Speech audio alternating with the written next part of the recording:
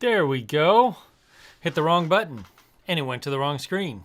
Good evening, everybody. It's, Wednesday night live from Alaska. Time for question and answer for solo creators. Talk about whatever you want if you've got questions. Hopefully I'll have answers. Sometimes this is a lot better to interact with on questions and stuff than in the comments because sometimes it's harder to go back and forth in the comments. So a lot of times I'll reply to somebody, they'll reply to me, and then I'll forget to go back and check and lose the fact that they're still asking questions. So tonight, it's going to be fun. I want to talk about my favorite lenses for Sony, but I also want, because this arrived today, it wasn't supposed to arrive till tomorrow, but it arrived today. And so we'll talk about the Mavic Air 2 and compare it with, at least size-wise, of the Skydio and the Mavic 2 Pro. I never thought the day would come when I'd have this many drones sitting around my house, but here we are. We'll see. Didn't pay the heating bill, thick jacket. It's funny. I keep my house cooler, at least down here, and I wear this because it's a comfort thing. I just like it. And then of course, So talking about the favorite lenses and all that stuff. But first, I'm going to say hi to people in the chat. It's good to have you all here. Thanks for tuning into the live stream. If you have questions, ask in the chat, and I'll do my best to answer them. If I miss it, ask again. But don't spam, but ask again. So I know Agent K was here earlier, but he can't ever make this time period. And he asked me if I would consider making a step-by-step guide for beginner wanting to get into FPV. Like Tiny Hawk versus Tiny Whoop for the first drone, etc. like that. I know I've been asked that by a couple of other people too, so I'm really thinking about it. It's not really what my channel's about, but there is a way I can do it. And so, Anyway, but I'm thinking like if there's a way to do it where it fits with, creating videos and photos and stuff like that, then I might go that way too. So to answer that, Agent K, I'm glad you're here early. It was good to see you briefly, at least. So Mark H is in the house too. Good to see you, Mark H. Thanks for being here. Chris Hope, I don't know if you're still here, Chris, but it's good to see you. Always good to see you. John Burnett, good to see you here. Wow, I chatted a lot. And Bud Beaver, great to have you here. Journeyman, welcome. Stefan, is it Stefan or Steven? I'm assuming it's Stefan. Anyway, good to see you, man. I'm glad you're here. Have you had a chance to sort out your live streaming problems? I haven't had a chance to watch your latest video. I'm planning on it here later today, but yeah. So, Dronescape, good to see you. Mark H says FPV cinematography in response to my answer for Agent K. Yeah, and that's kind of the direction I think I'm going to go is how, because it's very different than as far as versus shooting with a stabilized drone. Shooting with an FPV drone is way different, and it's very cool. But yeah. So, hey, Merrick P, welcome. Good to have you here. Thanks for being here. Tori, good to see you. And hey, John. Let's see, Steven, you're rolling it out tomorrow. Awesome. That's fantastic. Good. Glad to hear that. Paul Van Dyke, good to have you here too. So, start off with, would you rather see the unboxing of the Mavic Air 2 and then compare it size-wise with the Mavic Pro and the Skydio, or would you rather talk about my favorite lenses first? Let me know in the chat, and I will make a determination either way from there. So while you're letting me know in the chat, I'm going to play, this is some Skydio footage that I shot when I was shooting the Tamron review or initial first look. So look at that. The low underneath me tracking shot is something that I just have become in love with. And I can't do it with any other drone I've got, but it just, oh my gosh. I really like the way this Skydio shoots. It's a lot of fun. And I know it's not for everybody, but for me, it is nearly a perfect drone for somebody who's, doing this stuff like I'm doing. So you're creating by yourself, you're filming yourself while you're doing it. The Skydio is just such a fantastic option for that. because of its capabilities and because of what it can do. And by the way, it was fairly windy up there, and the Skydio handled it without a problem. I had planned to fly the Skydio more, but I did not. So there's that for you. Hope you enjoyed that. Let's see. Bud, you're not a fan of FPV. You get dizzy? That's very much easy. So Mavic Air 2, drone, lens. Mavic Air 2. Hey, Eddie Nunez, good to see you. Yeah, fantastic views. Absolutely gorgeous views. So just fabulous. So it looks like the Air 2 is winning out in the chat. So we'll start there, okay? And those of you who want to talk about lenses, hang with me. We'll get there. Oh, geez. So, other than that, I hope everybody's doing well. Hope life where you are is maybe starting to show signs of getting back to normal.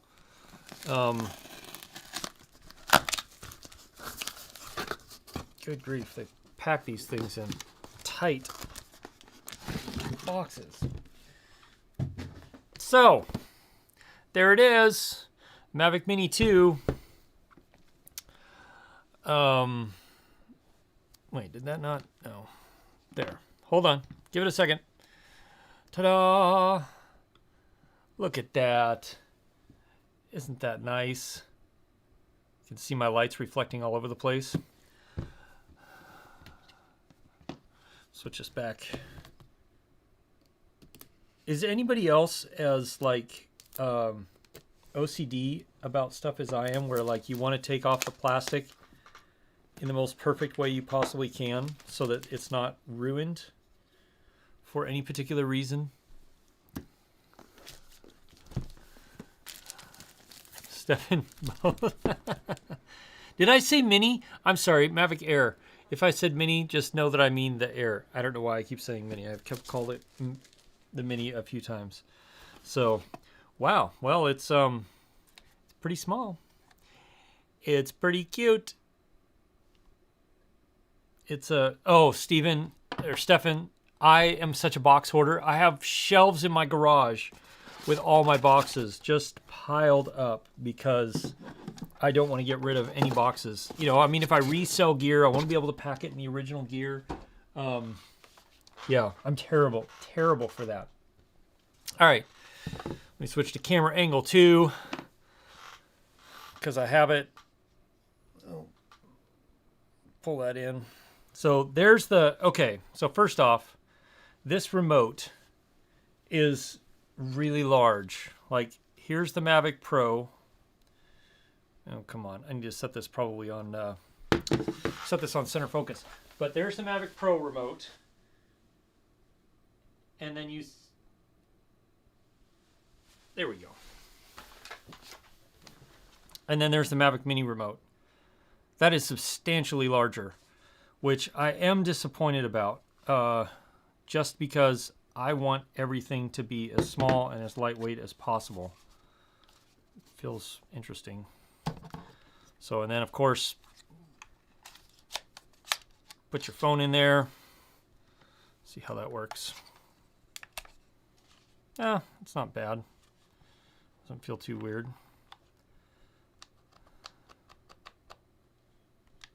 Interesting. So okay, there's that. Yeah. So, yeah, that's the only thing. I do like that everything just kind of folds up super compact like that and is a done deal. Whoops. I do like that. But I wish that I like this form factor better. Just for traveling, it's a little bit better. So, there's the remotes.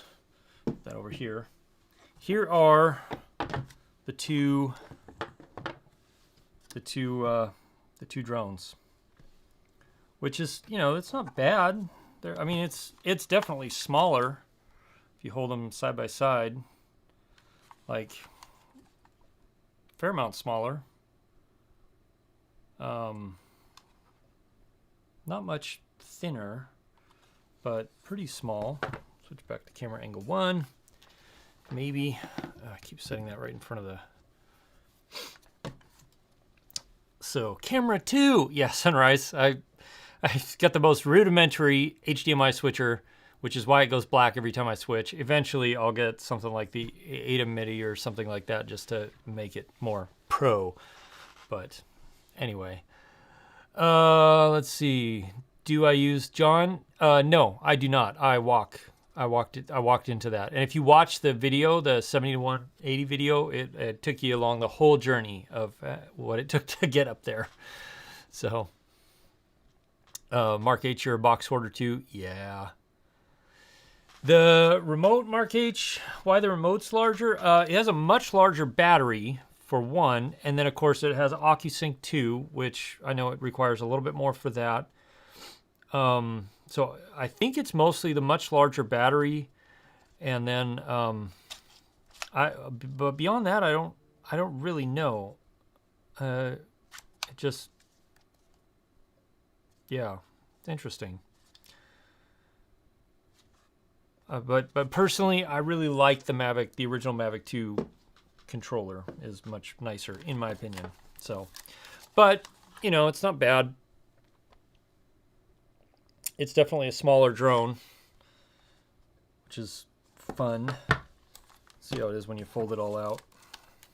Ooh, the feeling of the first folding out of a, man, it's really little. And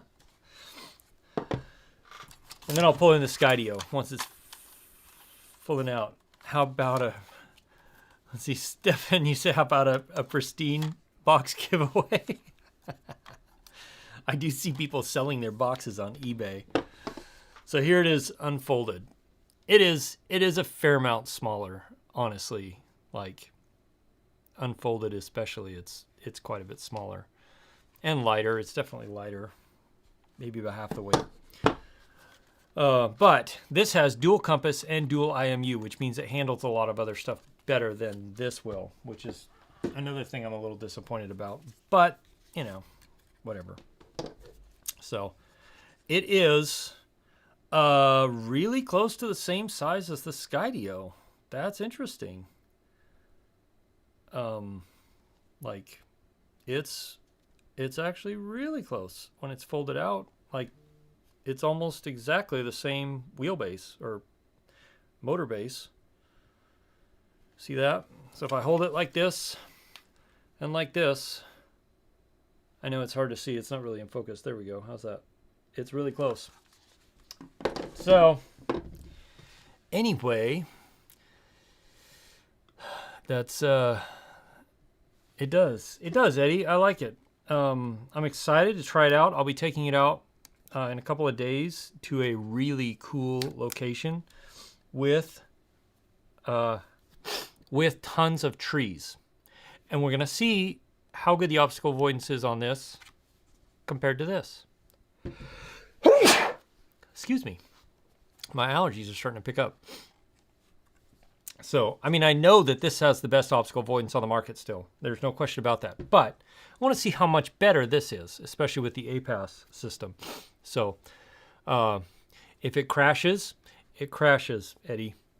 But I'll try not to. I'm not going to intentionally do anything, but I'm going to see if it tracks me through these giant old growth forest trees and how well it does and how well this does compared to it.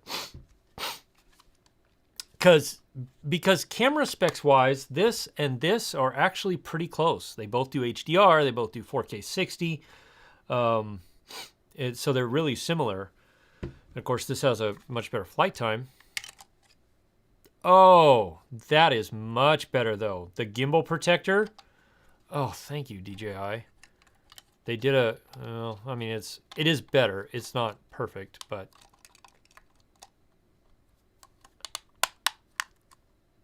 I feel like I'm going to break something. Why is it not just clicking in? Oh, all right. Anyway, it's... yeah. I like the way the gimbal protector kind of grabs the gimbal and then you just snap it in place. That's nicer than the Mavic 2 Pro, that's for sure. So there it is. Little baby Mavic Air 2. Yeah, said it right. So let's see. Oh, so little tiny batteries. Hey, Mike B. We just finished unboxing and looking at the Mavic Mini compared to the Mavic 2 Pro size-wise and compared to the Skydio size-wise. So it's pretty, I mean, it's quite a bit smaller than the Mavic 2 Pro, but it's interesting when you unfold this, it's about the same size as the Skydio 2, which is pretty interesting. Sunrise, thank you. Thank you all for blessing me. I appreciate that. Watch out for wires, Sunrise. Yeah, I'm not flying near any wires. There will be lots of branches and trees and moss and other stuff, but we'll be careful. I've got a buddy who's another commercial drone pilot who's going to come with me, and well, you guys have seen him on the channel occasionally, Josiah. We're going to meet at a location and shoot a bunch of stuff together. And he's bringing his Mini, I'll bring mine, the Skydio, and then we'll that way there'll be somebody on the controls that's not having to just worry about it tracking himself. But that's part of the thing too. And part of the reason I love this is that you can, like that whole hike I did, I threw this up in the air, I had my beacon, and that was it. And I didn't do anything else. I just used the beacon and this, which is fantastic. I didn't have to think about it. Whereas this, we'll see, but I'm always a little bit leery of letting the obstacle avoidance have 100% go at it. I mean, I still keep an eye on the Skydio too, but I do trust the Skydio a lot more. So thanks, Sunrise. Cheers. Now you're just in time to leave to where I'm going to be starting to talk about the lenses here. Hey, Paul. Welcome. Mike B, you're waiting to see the reviews on this bird before you grab one? Well, so my goal is to go down and test this and then get my review, or I don't know if I'm going to do a review per se, but my comparison between these two up by Monday. Or up on Monday at some point. Hey, Richard James, welcome. I'd like to get it out there, so, you know, because I know there are a few people who are kind of waiting to see, like, and I totally get it. Like, I see all the initial reviews, and it's hard because now I'm starting to get into that category where companies are sending me pre-release stuff. But I'm still going to be honest. But I feel like it feels like a lot of pre-release reviews, people get stuff early, or just like they go out there and there's like, it's the most amazing thing ever, because, you know, and I'm not saying they do it on purpose. Some maybe do, but just it feels like they're just saying that because they want to get out there first and get a bunch of affiliate sales with their review being out there early. So, Stefan, it is not under 250 grams. It's 580 grams, I think, if I remember right. So the Mavic Mini is definitely the way to go for you because, yeah, you all have a harsh test to get your drone licenses. It's, man, wow. Let's see. Mark H. What do I think about DJI spying through drones? You don't think they are, but the government is banning some. Yeah, that's the thing. Because DJI is a Chinese company, and because China is a communist country, well, I didn't monetize the stream anyway, but it's just it's very different the way it operates than we do.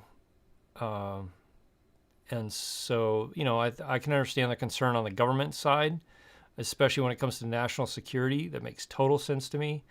But I don't feel like DJI is spying any more than Google or Apple or Facebook. Well, Apple doesn't too much, but Facebook, they're tracking everything you do.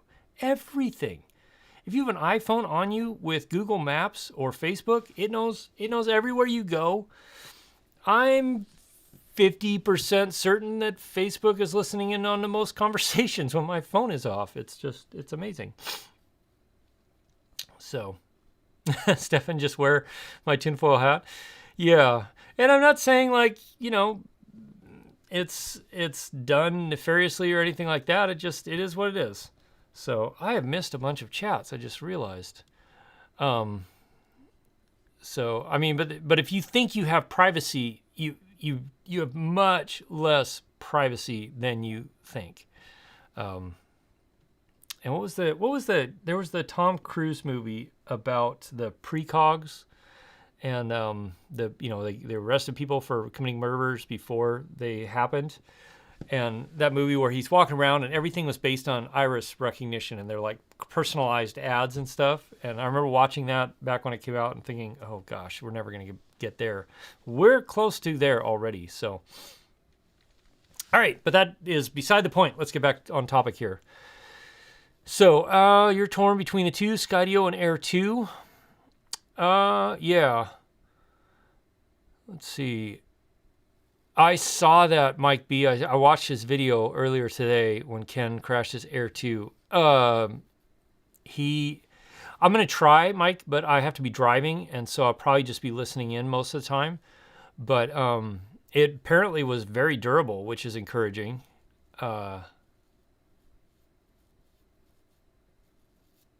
Yeah, John Burnett, you're right. People who are just flying, having fun, it's not going to matter. So, Minority Report, Mark H. Thank you very much. That's right, Minority Report. Didn't Eddie Nunes? You didn't know we had pollen up here with all the snow allergies kicking your? Yeah, I'm sorry.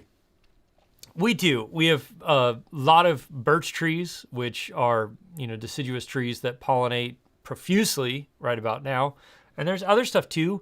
For me, the one thing that just gets me is the birch pollen. When they start leafing out and start pollinating, that's what kills me. Everything else is fine. It's just like for the next month, 6 weeks, I'll be on some allergy meds to keep being able to talk and make videos and stuff like that. So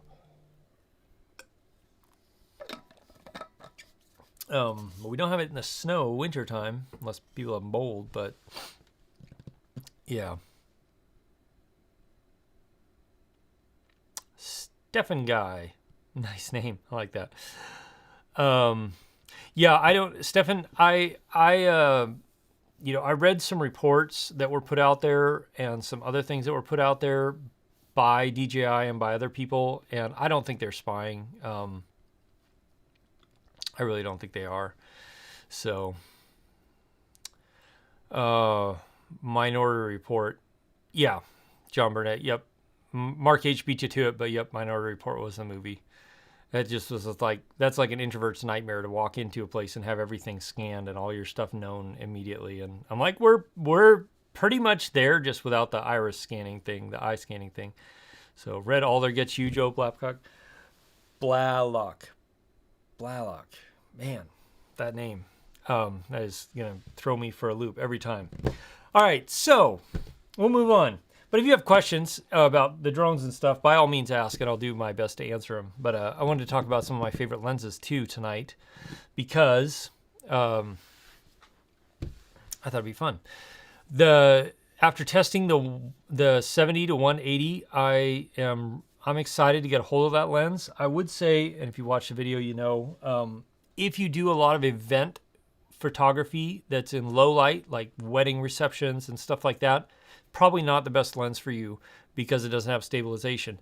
If you do stuff where you're in brighter light or you're doing lots of locked off stuff with a tripod and stuff, it's going to be a great lens. It's really lightweight, but it feels solid. It feels really well built. And so I can't wait to get mine. I think maybe tomorrow or the day after that, hopefully. I'm really hoping tomorrow because then I could take it with me to when I go to do the review of this and use it. So basically, I think I've come down to, after using it, that and this 17 and 28 are going to be the lenses that are in my bag or on my camera constantly. Right now on my camera 2, that's the 28 to 75, which is another fabulous lens. But once I got this, I didn't find I was using it that much when I was doing things out and about. So, but between this and the 70 to 180, really excited because stuff I need is to be able to film myself and stuff that's close to me, and then try and film stuff that is really far away generally. And so the 70 to 180 is really going to fill that need a lot. And this has been a great lens, really solid performing. I really liked it. I really like it. It relatively little distortion, and yeah, I did a video about doing astrophotography with it, which is fantastic. It's a great gimbal lens because it does the internal zooming. It stays inside, so it doesn't throw off your balance when you use it, which is great, especially if you use something like a Weeble S where it's little substantial motors. So that is this is probably my favorite lens right now, just because it's perfect for what I do when you're filming yourself a lot. It's great. The other one that I'll be taking with me is this one here, the Siri anamorphic 50 millimeter 1.8. This lens is, and this, you know, if you saw my video on it, you know, it's it is not like, oops. It is not a lens that everybody needs for sure, but if you want something that's really different, it is fantastic. It does such a good job. There's of just everything, but it's all manual, but it's so much fun because everything just feels so solid when you twist everything. It's like, ugh, so good. I love this lens. I've been shooting a lot with it. Every time I'm doing anything else, B-roll outside and stuff like that, I've been shooting with this lens because it's just so much fun. So, and then this I don't take with me much unless I'm doing a lot of photo work, but I use this a ton on B-roll here in the studio, and it's the 85 1.8 from Sony. This, I think, I need to do a review on this, but I think this is probably one of the most underrated, inexpensive lenses that Sony's ever come out. It is ridiculously sharp, has really good autofocus. It's just a fantastic lens, and I love shooting with it. So I'll show you why here, and then, okay, so those are my, yeah, and then I've got 28 to 75, and then my favorite lens for this, the A6600 with the Sigma 16 1.4 is just a great combo, and that's pretty much all my live streams, almost all my talking head stuff here in the studio is done with that, because that's pretty much my studio camera, my B camera when I go out to do commercial stuff. But let's see. Let me catch up on before we talk about these, catch on the chat. Thanks, Mark H. You like the 70 to 180 video? John Burnett. Stefan, did I notice a big difference in the lack of IS? Yeah, I did, but only when I was shooting video and I was handling the lens a lot. Like, I'll play it for you here real quick. Well, give me a chance to switch some stuff out anyway. So this, if you saw this is zooming through all three Tamron lenses, and I just thought it'd be cool because it shows you the focal length. It shows you the focal length that Tamron, you have the option to get if you have all three Tamron lenses.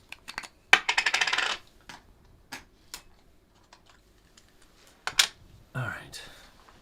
I probably shouldn't have used that one, because then I've got to be like, there we go.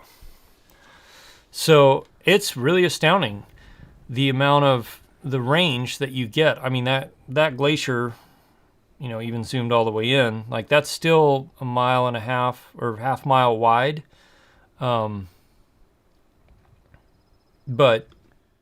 I mean, from where it started, like that's miles away.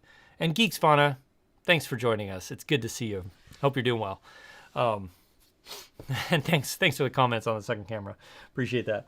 So, okay, so the other thing I really like, and this is what I use this so much with the 85, are these, and I haven't done a review of them, but I probably need to, are these little extension tubes, which I won't be able to focus on unless I do this. There we go, right? Extension tubes, like that paint on my fingers. Like, they are super cheap, but this is now being shot on the 85 millimeter. Um, and with the extension, with one of these extension tubes, which means I'm like 18 inches away and it gets these really nice macro shots, really close up detail. I love shooting products and stuff, B-roll, with this setup because it's so good.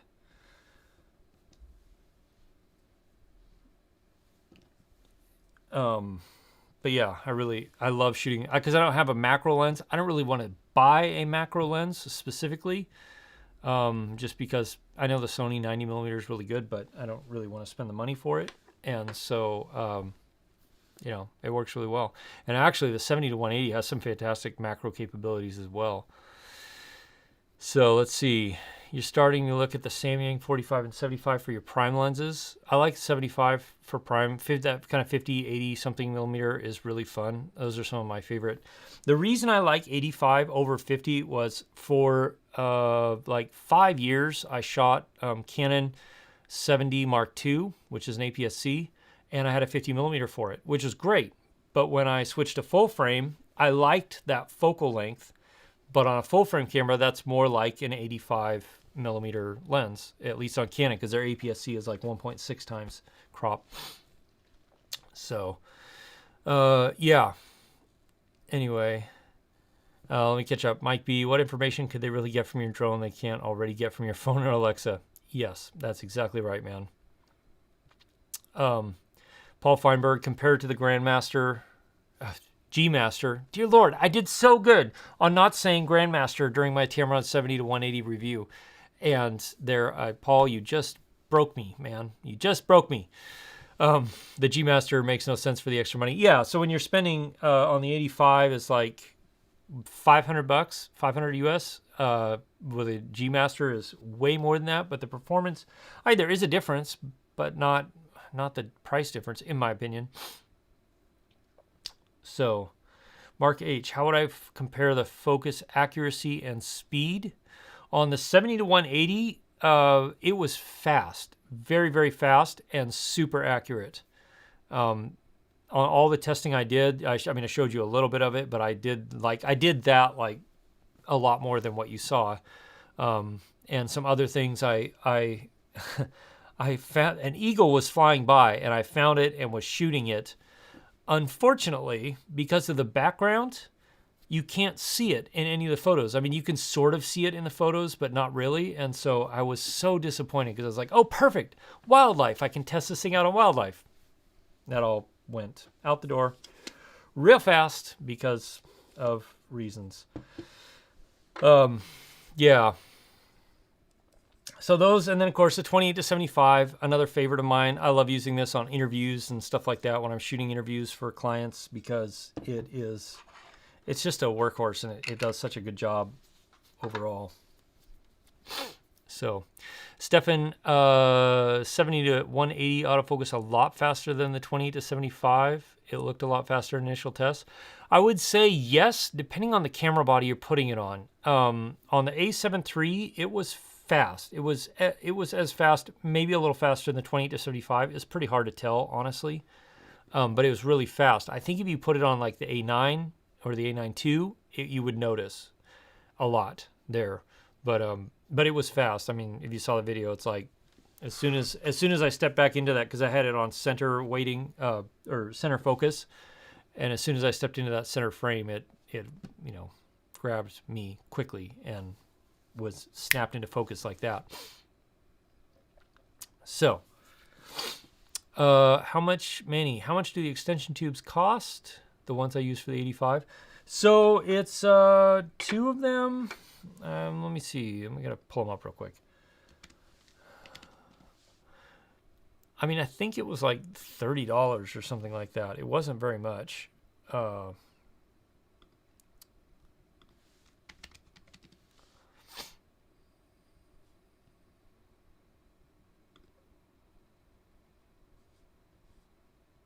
Oh, they're not available? Man, nothing's available right now because everything is just... I think they were like $20 or $30, but now they're not available, so I couldn't tell you exactly. But they weren't expensive and totally worth it, in my opinion, because of what you can do like this. We go back to camera 2, and I hold up the Mavic Mini. I can get a really nice, if I don't make you all sick, like really sharp, really detailed shots of this thing. And like there's the bottom. Oh, if I could hold it in the right spot, that would help, wouldn't it? So it just, yeah, I really liked it. And so I've got right now, I have the 16 millimeter one on there, and then there's a 10 millimeter one on there, or 10 millimeter. And so, you know, this gives you less of that intensity macro stuff. And then the one that's on there now gives you more. Then you put them both together, it gives you a ton. Like your focus distance is inches, but your focal range or your focal plane is also really, really small. So it gets really interesting. But yeah. Let's see. Viltrox 85 for the win. I've heard great things about the Viltrox 85. But yeah, the autofocus, I've also heard that the autofocus is like, meh, it's so-so. So I'm going to pull this back out. Put the Tamron back in. And there. Let's go to camera 2 for fun. I really do like this. What is this? Yeah, 16 millimeter. And so goes through, passes through everything because it has the contacts so that you don't lose, you know, autofocus or anything like that, but just does a really good job. And it makes shooting product stuff really fun because you can get super close, super tight shots. And with the 85, because it's such a great, sharp, detailed lens, I don't want to say detailed, a sharp lens, it really does wonderful things for it. Yeah. The only thing I tried to use it on this because I was like, oh my gosh, anamorphic macro, wouldn't that be great? It doesn't work. This doesn't work. But then this is an APS-C lens. That's the other thing that I love this lens, but it's APS-C. And you can't use it on a full frame camera unless you know, put your full frame camera in crop mode. Let's see if I can do this. And, which, you know, isn't bad. It just, I mean, I still love shooting it on the A7III. It's great. All right, catch up on the chat here. You guys are all chatting away like crazy. Paul, did I miss a question up here? Paul Van Dyke, Viltrox 85 for the win. Oh, okay, I saw that. 85 is not as good. Stephens, the firmware 1.6. You love that thing? I mean, I've heard really great thing about the optics of it, that people love the optics. Paul Van Dyke, yes, the Viltrox 85, the autofocus was a little slow. Used it for basketball photos this season, but was disappointed. Now it's going to be tested for portraits. Oh, Paul, this is my favorite portrait lens. If I'm shooting portraits, like proper portraits, this is a wonderful portrait lens, and I love it for that. If I'm shooting portraits like in amazing vast landscapes and stuff like that, then I typically, I'm going to be using the 70 to 180 because having that zoom range is really nice to be able to adjust things depending on where I am. So, and where they are. Tamron's good. Yeah, Mark, so I didn't really cover it because when I get my own copy, I'm going to bring that 70 to 200 G Master and a 70 to 200 G lens and go and test them all for the photos. Like you do the whole thing I did with when I did this and the 16 to 35.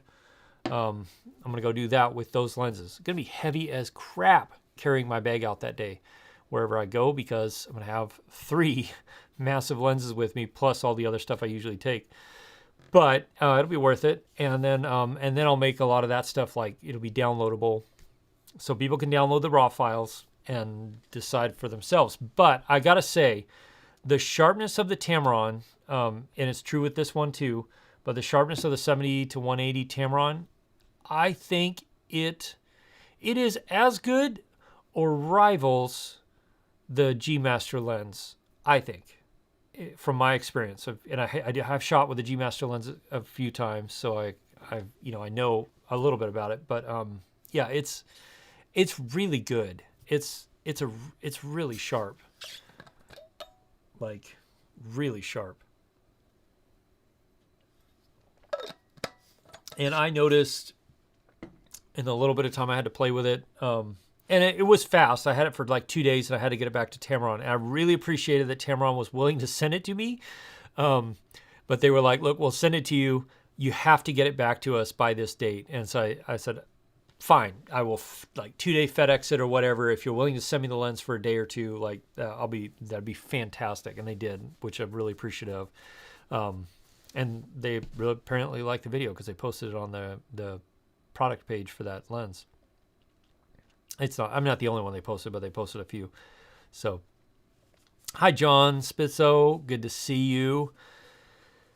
Paul Van Dyke. I don't know what you're saying yes to. Portraits? We were talking about portraits. I'm going to assume you're talking about portraits, right? Yeah. So, you know what I didn't think to do? I didn't think to put in a LUT. I could have done a LUT that would have de-squeezed. I could have put this on my A7III and had my B camera be with this thing here. That would have been kind of fun and cool.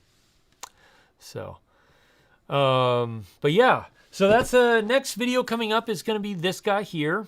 I'm going to do a review of this and this versus the Skydio, which I'm excited to try, especially with the obstacle avoidance stuff.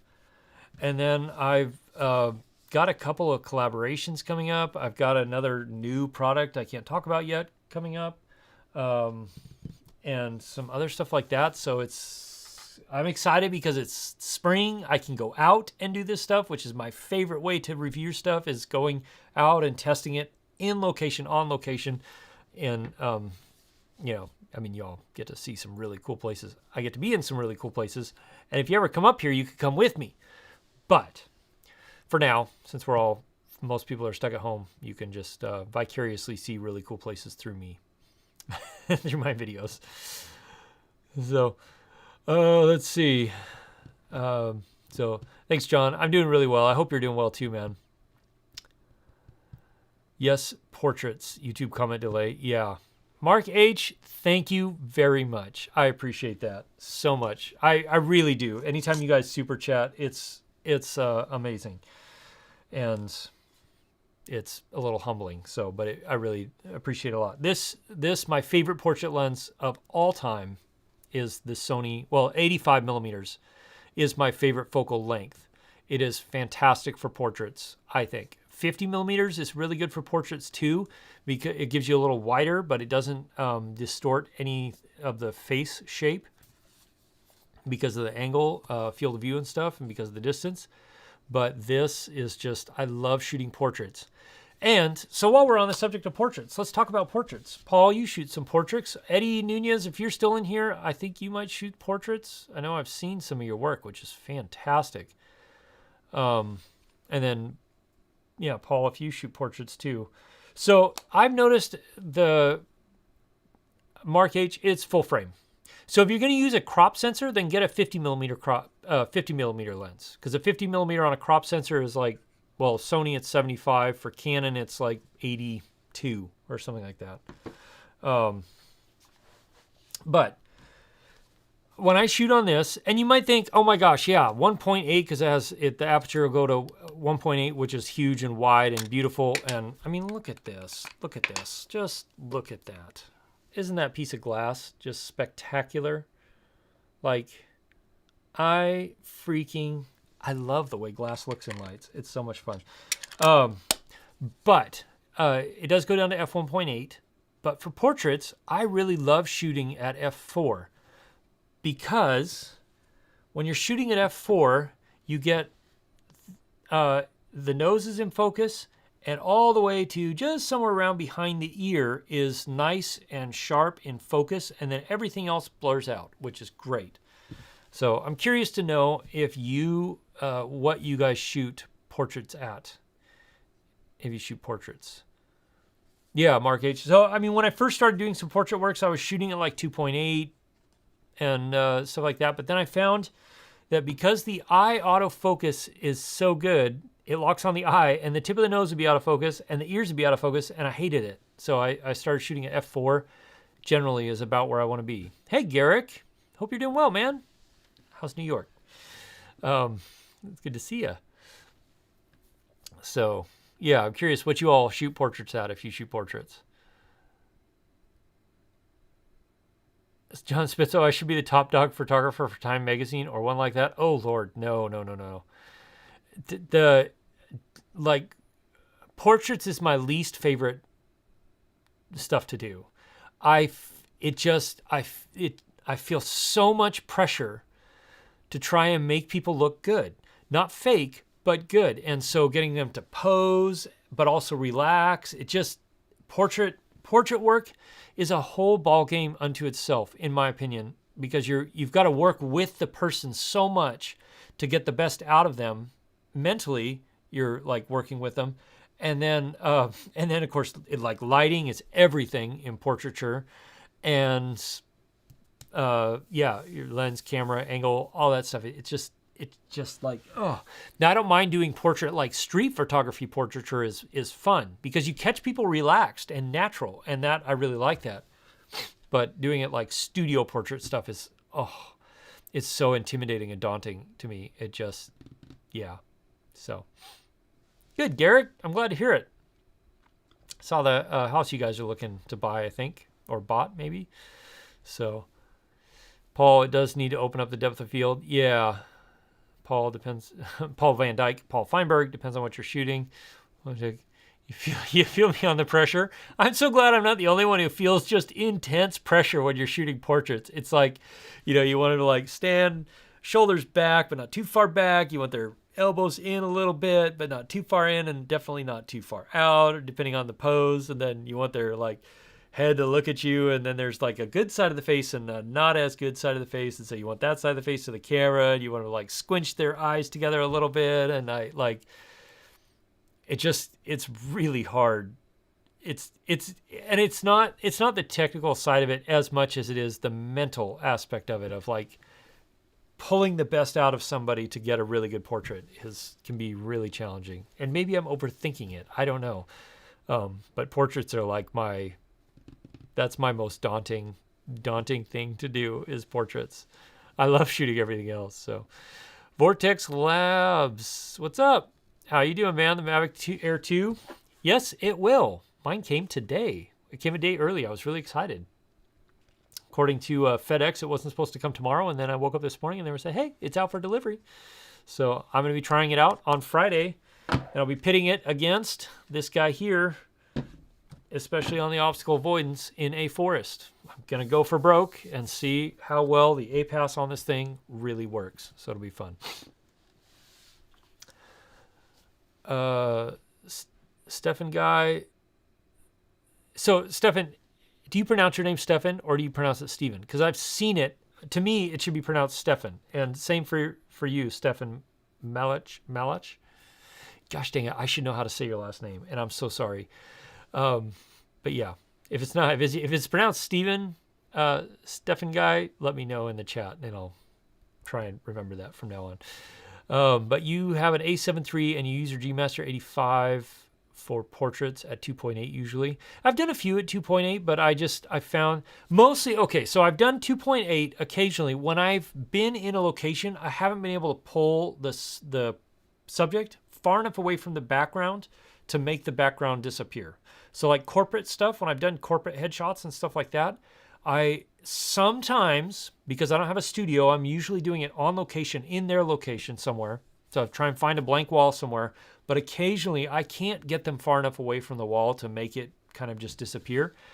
And so then I'll shoot, I'll go down in f-stop to where I can make that wall kind of go away. So, Lon, you're here. I was wondering where you were. Yes, it came a few hours ago. I unboxed it live on the stream, and I gotta say, it's small, lightweight. I can't wait to try it out. So I'll be running Friday, running these things against each other through a forest of old growth trees that are huge with moss and branches. So it should be fun. Hopefully I don't crash either one of them. So Mark H, doing weddings is pressure like that. Oh my gosh, Mark, if you do weddings, God bless you. Yeah. I have friends that do weddings and they love it. Like they love it. To me, the pressure of missing some of those moments in the wedding is terrifying. I video weddings, no problem. Like that's no problem because I know I can run a camera and I won't miss the things I don't want to miss. But as a photographer, like missing that first look, missing that first kiss, it just, oh man, and everything is moving and happening so fast that you just like, it's on, the pressure is on. I think if you're an adrenaline junkie, then that might be a way for you to go. Like, because it's like the train has left the station and everybody's on. Man, I need a haircut so bad. So Paul, the pressure. Yeah, Paul. Hey, Paul. So do this because I've done this a couple of times with friends of mine who do shoot weddings. I've just gone and said, look, I don't shoot up weddings. I don't plan on shooting weddings. But if you have a wedding that you need a second or a third shooter for, then hit me up and I'll come do it. And like the first one, I'll just do it for the heck of it, just to see what it's like. And so I did that once with a friend. And she's a fantastic photographer, really, really great for weddings and stuff and portraits. And then everything kind of got shut down and they didn't have more weddings. And then this all happened, so nothing's really happening now. But yeah, it was fun. It was good. I'm glad I wasn't the primary shooter on a wedding because that's just a ton of pressure. John Spizzo, you got your Mavic Air today too. Mark H, you're looking forward to the Mavic Air versus Skydio video? Yeah, me too. Stefan, I do watch your videos. That's the thing. Like, I should know. And that's what's bugging the crap out of me is I should know. Because what's going to happen is I'm going to go watch your live stream video after this. I'll be like, oh, yeah, that's right. Yeah, I really enjoy a lot of your lens videos. They're fantastic. Let's see. Kind of fun but intense. So, Mark H., what you're saying is you're an adrenaline junkie. And that's how you get your adrenaline fix, huh? Steven. Okay. Okay, Steven. So, perfect. So, okay, Steven. So, just so you know, like, I grew up internationally, and a lot of my friends were, all my friends were international people. And so, I got stuck on a lot of the European way of saying things because a lot of my friends were European from various places in Europe. So, Stefan is kind of stuck in my head that way when I see it spelled your way, but Steven's great. Okay, I'll remember that now, Steven. Good to know. Thank you. Lawn Denner, no, don't do it. It's not even close to the ice. You already crashed yours? Oh no, Lawn. No upper sides is a killer. Yeah, so I'm not planning on going up or sideways. I just want it to follow me through a winding path through giant trees. And the deal is that a buddy of mine is going to come and film with me because he's got one too. And so one of us will be the subject it's tracking, and then one of us will be on the remote ready to take over at any point, just because neither one of us are really ready to crash our brand new Mavic Air 2s. So, Stefan. Really? Stefan. Oh, interesting. Okay. Cool, Stefan. And Stefan, you're in Canada, right? I don't know why I thought you were somewhere else. But anyway, tell me where you are in Canada, if you don't mind. Remind me where you are. Let's see. Background, usually 20 feet behind them as you shoot outside. Yeah. Yeah, that's what I like to get like 10, 12 feet away if I'm inside, if I can. But sometimes that's just not possible. So it's hard. Eric Sea Monkey, you can find a good cheap Vader helmet asking for a friend. I do not. I do not know where any good cheap Vader helmets are. There's good, there's cheap, and then there's Vader helmets, and they are neither. So let's see. 48 megapixel beauty, Stefan. So I'm really curious. I really want to test out that 48 megapixel photos. The 8K time lapse or hyperlapse is not working. Every video I've seen, it's not good. Now they could probably fix most of that with a firmware update, so we'll see what happens in the future. But the 48K or the 48 megapixel stills, I'm really, really interested in seeing how those turn out. So let's see. Lawn, high-res, high frame rate video, single frame extraction is your best friend. That's true. What else are blades for? Trust me, I'll crash it. I'm gonna try, Lon. I gotta try it. We'll see how it goes. Like I said, one of us is gonna be on the controls while the other is being tracked, so that we're ready, just in case. It's a beautiful location too, so you guys will get to see some really, really cool scenery and area. Paul Feinberg, you would be a second shooter for either, no problem. Come join me, man. You could be a second shooter for one of my videos. You'll want to hike, that's for sure. Let's see, Stephen, Vancouver area. Oh, I love the Vancouver area. It's so beautiful there. My family, my mom's family, has a little cabin on an island just across the border from Vancouver Island. And so we used to sit in a hot tub on the beach and watch the fireworks off of Vancouver Island. It's beautiful. And I went over and visited a few places over Vancouver Island, which is fun. I know it's not the same, but anyway. But I like Vancouver too. It's beautiful. Let's see. Active track will necessitate up and side motions in the woods. You guarantee a crash. All right, Lon. All right. I'll do my best to avoid it. But I got to get some footage. I got to get some footage of it tracking me through the trees. Not through the trees like it's flying sideways through the trees, but just from a front to back. And there's a fair amount of space, so it should be okay. But we'll take precautions. Well, it would make for a better YouTube video if I crashed it, because then I could be like, don't buy the Mavic Air. It's junk. Clickbait all the way. Vortex Labs, congrats on 13K. Thank you. Thank you very much. If I've flown the Skydio 2 recently, what for? This is what for.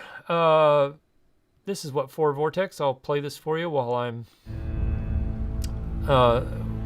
this is the last time I flew it, which was last Friday, Saturday, something like that. And yeah, it was a beautiful day, wonderful place to fly, fantastic footage.